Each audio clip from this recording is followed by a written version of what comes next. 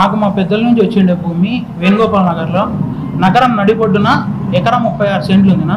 ఇది మాకు పెదూరం మా ముత్తాతల నుంచి వచ్చిండే భూమి. దీనిని వైసీపీ అధికార పార్టీకి చెందిన బంధువులు బోయ గిరిజమ్మకి సయాన అన్న అవుతారు. 3వ డివిజన్ కార్పొరేటర్ కృష్ణమూర్తికి బామ్మర్ది. ఈయన అక్రమాలు చేస్తున్నాను. ఫేక్ డాక్యుమెంట్లు క్రియేట్ చేసి నకిలీ పత్రాలు సృష్టించి పిఎల్సీకి వేసుకున్నాం.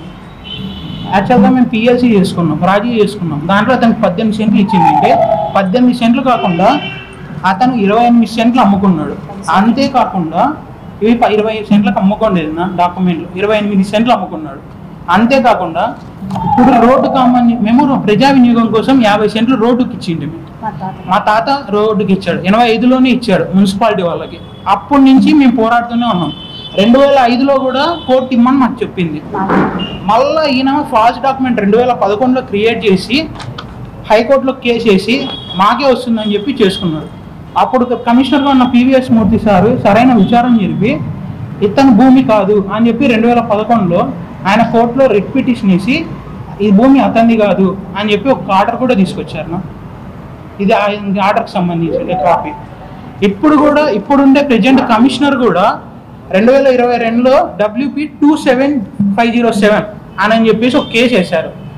ఇది సరైనంగా పత్రాలు లేవు, ఇది ఒరిజినల్ వాళ్ళకి ఇవ్వాలా, మీరు ఆర్డర్ ఇస్తే మేము ఒరిజినల్ వాళ్ళకి ఇవ్వడానికి మేము ప్రయత్నిస్తాము అని చెప్పేసి ఇప్పుడుండే మున్సిపాలిటీ వాళ్ళు హైకోర్టులో 2022లో వేశారు.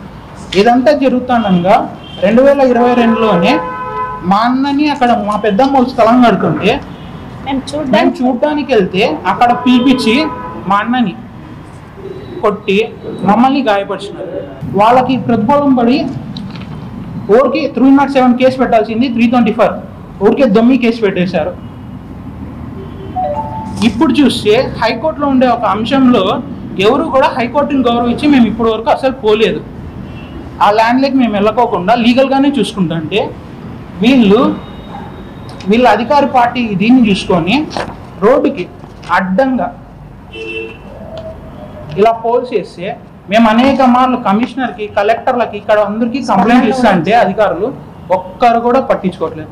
ఇది మామూలు చిన్న విషయం కదా, 18 కోట్లకు అక్రమాలు చేయాలని చూస్తున్నారు. ఇది పెద్దల నుంచి వస్తే దీని వాల్యూ ఇప్పుడు 18 కోట్లు. 18 కోట్లకు ఫేక్ డాక్యుమెంట్ క్రియేట్ చేసుకొని వాళ్ళు అనుభవించుకోవాలని చూస్తున్నారు.